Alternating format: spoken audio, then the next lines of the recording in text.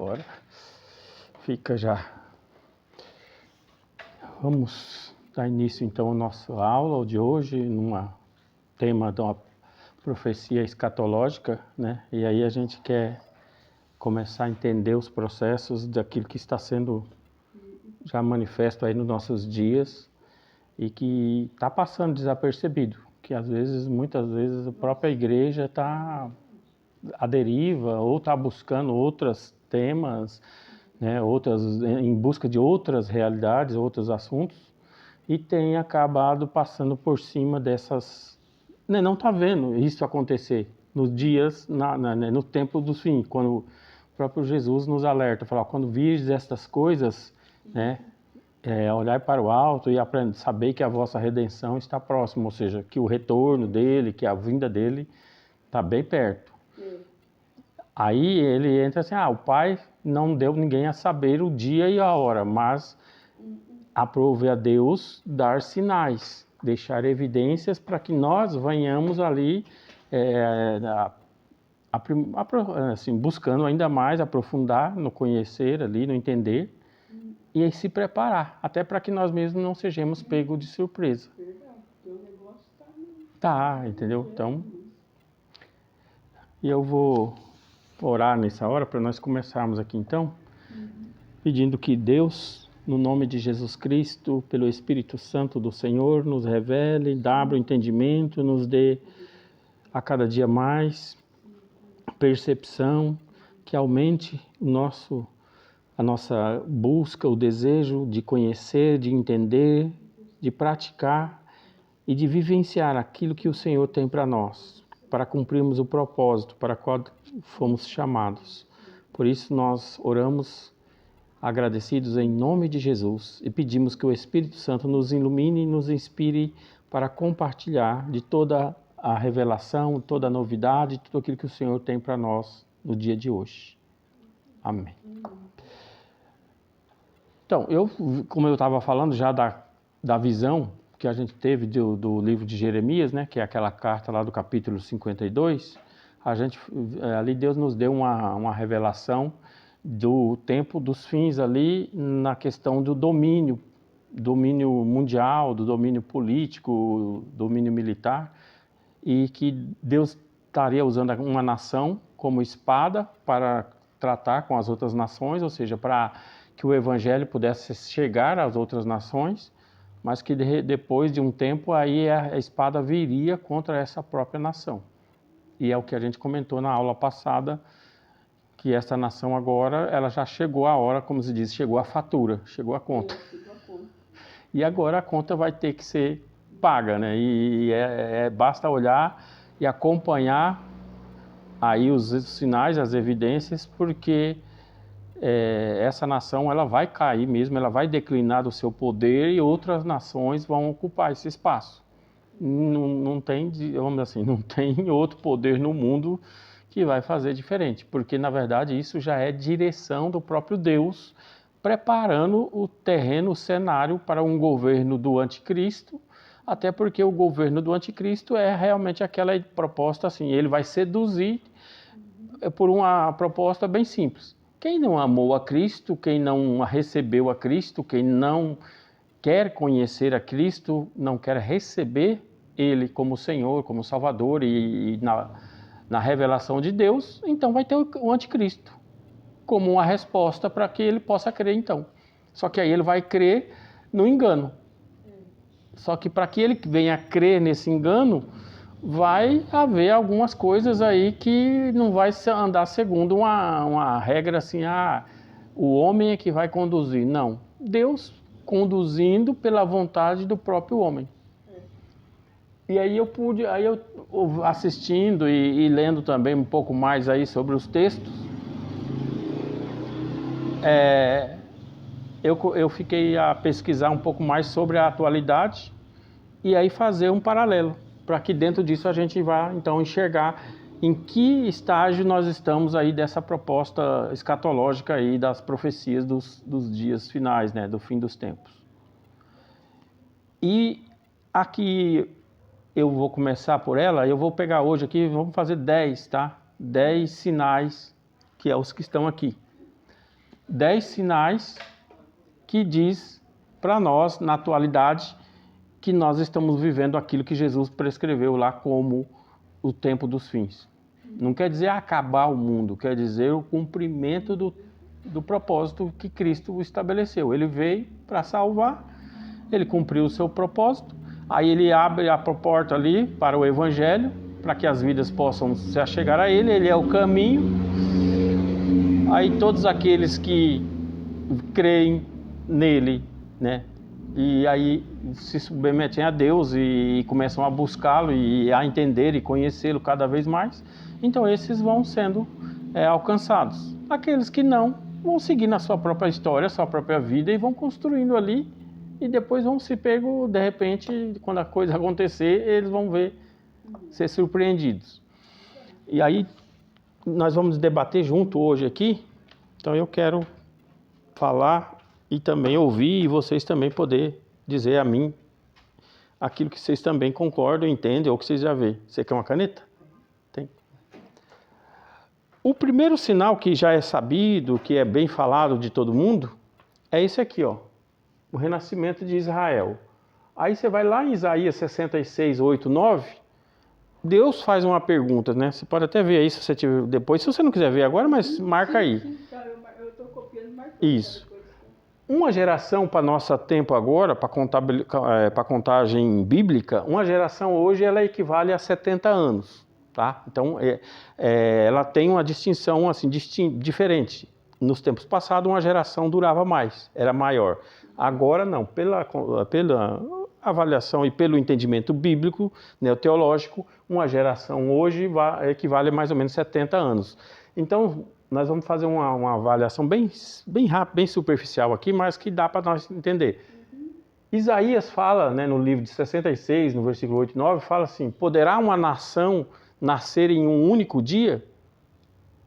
É Deus falando uma pergunta. Aí você fala, é impossível. Como é que uma nação nasce num único dia? Não existe. Só que aí na sequência do versículo ali, Deus fala, mas sim a Israel. Aí Deus faz apontamento ali de que a nação, o povo dele, a figueira, ressurgirá em um único dia.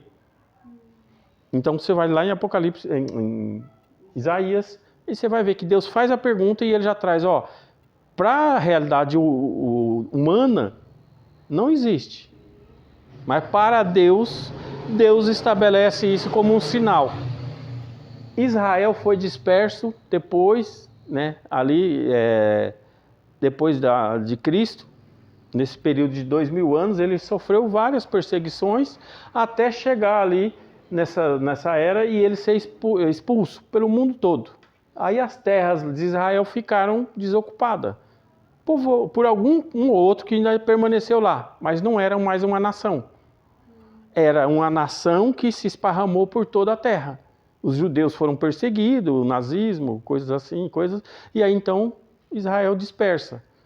Só que em 1948, aí começa já a haver um retorno desse povo para lá. Foi. Não, pode marcar aí que é em 1948, eles assim, depois da Segunda Guerra, da Segunda Guerra Mundial, eles começam a voltar para a Palestina, para as terras ali, que é a terra prometida, né? Eles começam a voltar, aí começam a povoar lá, e aí um vai voltando, uma família traz a outra, aí começa a formar uns blocos de pessoas ali, blocos de líderes, e vão formando, juntando capitais e coisas, e vão promovendo o retorno dos outros que querem voltar para a terra. Eles voltam e aí começa lá até a acontecer algumas perseguições para eles não ocuparem a terra novamente, só que já vinha vindo agora ali uma proposta de uma profecia bíblica, que era o cumprimento dessa palavra. Porque Deus falaria que eles foram esparramados por toda a terra, mas que eles voltariam. Aí eles voltando, em 1948, já tem depois da Segunda Guerra Mundial, houve uma criou-se a ONU, um órgão que regulamentaria as nações, que cuidaria para que as nações não entrassem mais numa proposta de guerra mundial daquele porte. E aí, naquele momento, Israel está lá, o povo estava lá já. Aí foi apresentada uma proposta nesse governo mundial, que é a ONU, que era o órgão, né, a Organização das Nações Unidas, para votar se Israel seria uma nação com direito àquela terra lá. Porque aquela terra é a terra prometida. Ela passa por várias mãos, guerras e coisas, mas é a terra prometida para quem? Para Abraão e a sua descendência. Então, biblicamente, aquela terra pertence a Israel. Só que ela tinha que ser legítima por órgãos terrenos, né? Pela ONU. E aí, na votação de 1948, lá, as nações votaram. E por uma estratégia lá, que até era um homem, o líder dessa organização era um brasileiro, que todo mundo conhece aí, sabe? É um homem chamado Oswaldo Aranha. Ele é o líder. E ele faz toda a articulação e num dia, ele cria, assim, durante o dia corre todo o trâmite lá, tal, aí tinha tudo para ser contra, tinham as nações levantando para não aprovar, só que ele faz todo um projeto lá e consegue aprovar na madrugada de 14 de maio, 14 de abril, alguma data assim, de 1948. Eu não sei se é abril, agora não lembro a data do mês certinho, mas eu acho que é abril, 14 de abril, algo assim. Eles votam e no outro dia já sai o resultado. Aquela terra pertence a Israel, agora Israel é uma nação. Quando Israel é declarado nação, então cumpre-se a profecia, que Deus fala, pode uma nação nascer num único dia? Ela num dia não era, no outro dia ela já estava oficializada como nação. Então aí a resposta dessa profecia já se cumpre. E aí quando Jesus fala, e não passará esta geração sem que esses sinais aconteçam. Quando a figueira florescer. É a outra profecia lá de Mateus, que Jesus fala lá em Lucas também. Jesus fala sobre isso. A figueira, né, que é Israel, quando ela floresce, quando ela nasce, ou seja, quando ela no outro dia tornou-se nação, não passará essa geração, ou seja, 70 anos. Do dia que Israel tornou-se nação, hoje nós estamos completando aí por volta de 76 anos, ou seja, nós estamos dentro dessa faixa, 70 a 76 anos da geração que viu Israel renascer como nação. Não, é recente, nós estamos dentro do mover escatológico. Tá? Então nós estamos. Essa profecia aqui está aqui, ó, em Isaías, você pode depois marcar, Isaías 66, 8, 9, ela se cumpre nesse cenário que eu acabei de falar. Tá? Então nós já vimos aqui renascimento de Israel. Tá? Sabe, é um sinal. Desde o tempo de Abraão, desde os tempos bíblicos dos patriarcas e de Jesus, já essa profecia ela foi dada lá em Isaías, 600 e poucos anos antes de Cristo. E agora ela se cumpre aqui em 1948. Então, um sinal para que nós prestemos atenção. Nós estamos dentro de um cenário escatológico. Aí, nós vamos pegar outro sinal que é também a confirmação, vamos dizer assim, escatológica bíblica.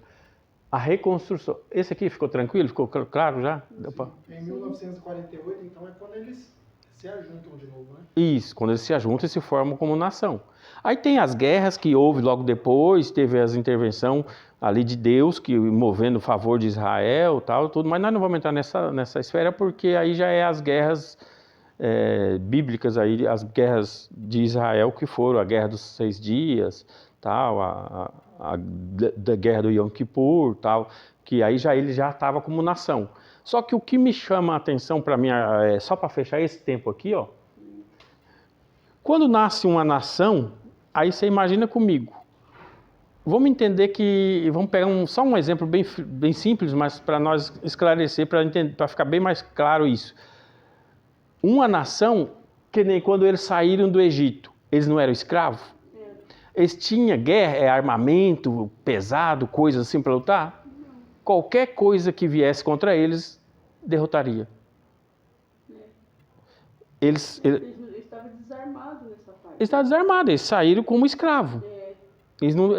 Se eles tivessem, era um machado, uma foice, alguma coisa. Uma coisa assim que eles usavam para Para o trabalho. Deles, né? Ou para caça, ou qualquer coisa assim. Embora não era a prática muito deles, mas vamos entender que eles usavam alguma ferramenta desse jeito. Israel nasceu como nação há 70 anos atrás. Olha só, há 70 anos atrás, ele já... É 76, né, para dar uma data exata. Em 76 anos, aí nós vimos agora, no final de semana passada, que uma nação mandou mais de 300 mísseis contra essa nação. E não conseguiu acertar nada neles. Aí você fala para mim, olha o nível de evolução de armas que eles evoluíram em 70 anos. Não é uma evolução rápida, porque eles nasceram aqui, ó, vamos dizer assim, vamos supor que eles tenham 76 anos de idade, hoje, como nação. São 8 milhões e poucos de pessoas lá em Israel, não tem muitas, é um estado pequeno, só que é pequeno para os homens, mas para Deus é o escolhido, então aí é outra análise. Mas há 76 anos eles nasceram, e agora, domingo, né, ou sábado, domingo, uma nação poderosa, forte, que é o Irã, que na verdade, aí, se você for ver na escatologia também, o Irã é a Pérsia, aí já é cumprimento de outra profecia, tá? O Irã é a Pérsia no Antiga, só mudou o nome. O Irã ataca Israel e Israel sai ileso, ou seja, com 300 mísseis de drones e tudo que tinha. E aí você fala assim, esse país já não tem um poderio militar hoje para enfrentar? Só que aí, como é que a gente já começa a analisar isso? Israel já não está ali no Apocalipse dizendo que todas as nações virão contra Israel? Então você já não percebe que há apontamento aí de uma direção dizendo, ó, Israel está crescendo em poderio militar porque virá também contra ele nações. Aí já é outro tempo da profecia, mas aí lá, vamos entender assim, lá Deus já vai começar também a manifestar outras respostas para as nações, tá? Mas aí já seria outro tema para nossa outra profecia que a gente analisaria. Mas o que eu me surpreendi foi isso. Em 70 anos uma nação saiu do zero e já agora Para ver que é Deus, né? Para ver que é Deus. Deus na inteligência, na sabedoria deles e tudo, então Por isso que fala, né? Que nada é impossível para ele. nada é impossível. Porque ele cria do nada. Ele cria, ele dá inteligência, ele dá sabedoria, né? O conhecimento todo é dele. Então, isso para mim já reforça ainda mais esse sinal escatológico aí, um sinal bíblico dessa profecia. Aí a próxima sinal que eu quero avaliar... Isso que quando Deus já falou com Abraão, ele falou sobre isso daí, ele falou do povo que ia ficar escravo lá, que ia... Falou, né? Que ele deu como um sono para Abraão e falou para ele, né? Deus deu assim, Deus já tinha dado, porque o povo não foi lá para o Egito nos 400 anos, assim, à toa, de graça. Já havia uma profecia lá dado, que eles seriam levados e que 400 anos depois eles retornam. Então, a mesma coisa na Babilônia. Deus também traz para eles lá, ó, vocês vão ficar cativos lá, Babilônia, 70 anos, por desobediência, onde entra aí a proposta de Jeremias, que, né, fala, e depois eles retornam. E aí, então, você vai vendo que sempre Deus está anunciando. Ele está falando, mas ele não faz sem anunciar, né? Ele não faz sem não anunciar e não pega de surpresa. Ele avisa, né? Agora, se você está disperso e não está prestando atenção, então aí não é questão que Deus não está avisando.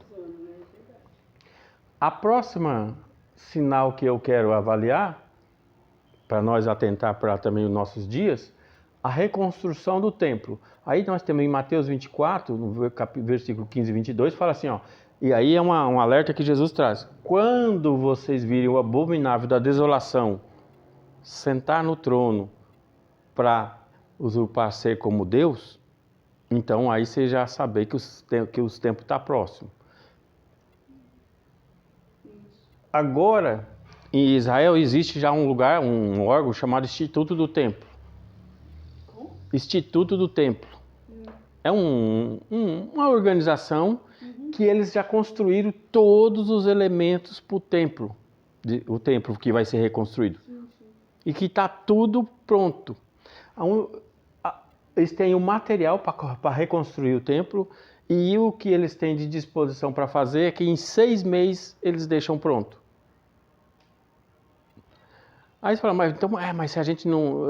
Quando a gente ficar sabendo, vai dar tempo. Se hoje eles falar, estamos começando o templo, em novembro, dezembro está pronto.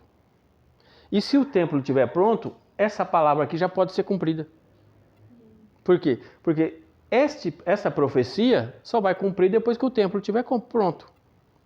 Agora, o Instituto do Templo lá, que é um grupo de pessoas, eles já têm até uma réplica do templo no deserto, e os sacerdotes e os levitas já estão praticando lá na réplica no templo para oferecer o sacrifício no templo. Mas é lá no deserto? É. Não sei se eu vi, não lembro direito, que ele estava tentando construir um negócio lá, mas parece que não estava conseguindo. Não sei aonde, tem um negócio no deserto. Né? Então, eles têm, que eu agora não tenho, assim, daria pra gente depois, num outro momento, mostrar fotos e tal. É que o meu notebook tá meio ruim, mas eles têm um templo que não é aberto assim, você vai lá visitar, não. Não, já tem É só para as pessoas que são descendentes de Cohen, né, que são das tribos lá de Arão. Eles são os únicos que têm a linhagem de sacerdócio. E os levitas, os que louvam, que tocam no templo, né, que trabalham no templo. Os que oferecem o sacrifício é do sacerdócio de Arão. Tá? Então são os Cohen. Eles têm a árvore genealógica e chega até os dias de hoje. Então todos que têm linhagem com essa descendência do sacerdócio já estão preparados, já são recrutados e fazem parte desse treinamento. Eles já vivem lá nessa prática, tanto dos levitas como dos sacerdotes. Eles estão fazendo lá, é como se estivesse praticando, para quando já tiver o templo pronto, eles já estão... Deixa eu perguntar para o senhor, se a reconstrução do templo é aquele templo que foi destruído? É o templo que foi destruído pelo Império Romano, ali 70 anos. Salomão fez lá? É o templo de Salomão, só que ele tinha sido sofrido uma destruição, aí ele foi reconstruído por Herodes, o grande, ali no templo de Jesus, e então ali ficou o templo já mais pomposo, maior. Porque Jesus fala, né, que isso é em Mateus mesmo. Isso. Ele fala que não ficaria nem pedra sobre pedra, né? O discípulo falou, mas você não está vendo, né? Isso. Ele falou assim, não ficará. Quando Jesus vai lá na Páscoa, né, e o pessoal está comercializando lá, é no templo, ele existe, está lá. Aí eles veem aquele palácio, aquela coisa suntuosa, e os sacerdotes e as coisas. Aí que os discípulos questionam Jesus. E Jesus fala, não ficará pedra sobre pedra, tal. Aí ele fala, poderá, né, derrubar. E aí de repente vai ver que derruba, né, que o Império Romano destrói, acaba com o templo, mas fica só as ruínas. E agora a promessa da reconstrução, que é o terceiro templo. Esse terceiro templo é que vai ser o lugar onde o anticristo vai sentar. Então, para que ele seja ali, como Jesus fala, quando vocês virem o abominável da desolação sentar no trono, ele já está ali, vamos dizer assim. Aí para ele fazendo essa proposta, ele já cumpriu os 3 anos e meio de engano, né? Porque ali no Apocalipse você vai ver que ele vai fazer por 7 anos um governo. 3 anos e meio ele apresenta-se como alguém que foi o que arrumou o mundo, deixou o mundo numa paz. Depois de 3 anos e meio, aí ele se revela. Aí ele vai para o trono e quer sentar-se como Deus. Porque ele resolveu os problemas da terra. Todo mundo agora na terra vive uma paz aparente. Só que aí é a hora que nós vamos ver. Então, mas olha aí, e como é que nós vamos saber desse sinal? É bem simples. Se hoje os caras já estão praticando, treinando para exercer no templo, se eles têm todo o material para construir o templo, então a questão está por momentos. Porque se nós falarmos em termos bíblicos, é coisas de milênios, de décadas. E aqui não, eles já estão com os materiais, já estão treinando. E nós vamos ver também que tem outros elementos que depois aqui adiante vai confirmando isso aqui. Só que aí vamos entender uma proposta assim. Depois que nós terminarmos os 10 aqui, aí a gente vai começando a entender o outro passado. Porque a igreja não está nem... A igreja está olhando isso aqui como longe. Ah, isso aqui vai. Então ela está agora na busca de qualquer outros... E ela está negligenciando isso. Ela não está atenta para isso. Então, aí eu coloquei outro sinal, que também é um sinal apocalíptico. Apocalipse 13. O que estão chamando hoje de o grande reset, que é uma palavra que está aí já sendo bem difundida, mas está colocando, ela vem vindo pelas mídias, ela vem vindo pelas informações, para que ela fique bem aceitável na consciência coletiva. Eles vão meio de mansinho, meio canutando. Isso. Vai colocando de mansinho, e aí... Para não assustar. Para não assustar. Então fala dessa proposta, o grande reset. O que é o grande reset? Vamos dar um blackout, apagar todo o processo de sistema que existe agora e recomeçar de novo. Só que esse reset seria a ideia do domínio dessa ordem que existe no mundo. Nós temos uma ordem no mundo hoje que tem países e poderes econômicos que domina sobre os outros. Tá? E essa ordem atual, ela tem, vamos dizer assim, 3 colunas base, que é o que direciona o mundo. É os Estados Unidos, né? A Europa e o Japão, que nós sempre ouvimos. Estados Unidos com poder econômico, poder militar, com influência política. A Europa, quando uniu lá assim, né, os países, elas começaram também a criar uma moeda única, um comércio único. E aí, com isso, foram estabelecendo um padrão de direção do mundo. O Japão, com a tecnologia, que nós sempre ouvimos até umas décadas passadas, que o Japão, né, toda a tecnologia é japonês, é japonês. Então, o Japão, esses 3 seriam os... Eu ia te falar que o Japão era um país do submundo, né? Bem evoluído, né? Evoluído. Então, em termos de tecnologia e de ciência, era o Japão. A Europa, né, com uma política única ali, com questões e domínio e guerras e tal. Então, seria essa ordem. Esses 3 seriam, vamos dizer assim, os os 3 que comandam o resto. Você vai fazer alguma coisa em termos de nação, você tem que meio passar pelo crivo deles. Só que agora o negócio vem sendo trabalhado para nova ordem. Vai mudar. Esses daqui deixarão de ser e outros já estão sendo prontos para ocupar isso, que é o tal da nova ordem mundial. Então esse grande reset é para... Vamos apagar essa ideia aqui, vamos tirar isso aqui agora do pilar, porque não é eles mais que vão dominar. Agora outros ocuparão essas posições. E aí você já começa a ver que tem algumas coisas aí, alguns aí já aparecendo.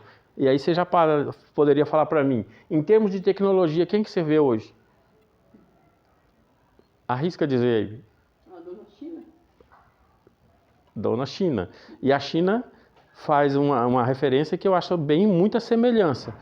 O animal, ou o bicho, sei lá o que se diz, que é símbolo da China, é um dragão. E aí você vai no Apocalipse, por coincidência ou não, fala que o dragão que vai ocupar, que vai dominar. Aí eu falo, peraí. Então quer dizer que esse lugar da tecnologia, da ciência, tudo agora já vai ter um novo personagem. E aí você fala assim, a China hoje não é essa proposta de domínio em termos de tecnologia. Aí nós vamos para outros. Aí você vai pegar o Apocalipse 13, você já vai ver ali que se você ler no Apocalipse 13, você percebe muita semelhança com coisas que nós já estamos vendo ali. Ó, a besta que subiu do mar. E aí você vai vendo que os elementos que servem a besta, que entregam seu poder à besta, e aí você já começa a perceber que está construindo um cenário para uma nova ordem. Aí você percebe Rússia já em guerras para tomar né, poderio militar, já com guerra com outras nações ali em volta. Você já começa a perceber Irã, que faz parte de um grupo, que é a Pérsia, já aí agora atacando Israel. Você já vai ver que Irã, Índia, Rússia, Brasil, está até no meio também, são um grupo de nações que já estão se posicionando numa liderança para essa nova ordem. Entendeu? Então, se você olhar a política mundial, esse nome aqui, ó, o Grande Reset, ele está pronto só para, na hora certa, eles dar um basta. Só que aí entra assim. É o jeito deles, né? É o jeito deles, é o governo do mundo. E não é coisa que eles vão pedir licença para nós, entendeu? Nós mortais. Como diz o outro, tem que entrar no negócio deles. Nós temos que ficar já atento assim. Se você tiver. Se você quer viver um pouco mais confortável, ou você se une ou você já vai ficar meio fora do aquário, entendeu? Então, esse sinal aqui é bom ficar atento. Que se você acordar um dia pela manhã e aí ao ver uma notícia, houve um apagão mundial e agora vai recomeçar.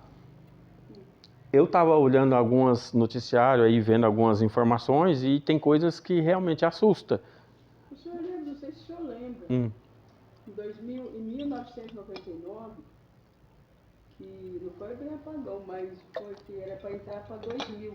O senhor lembra dos negócios de computador, que foi aquele sufoco, aquelas coisas que eles tinham só programado até essa data, depois ficar naquela correria para poder programar tudo de novo? Sim, é mais ou menos aquilo ali, já é ensaios que eles vinham fazendo para preparar para esse dia. Vai haver um dia desse?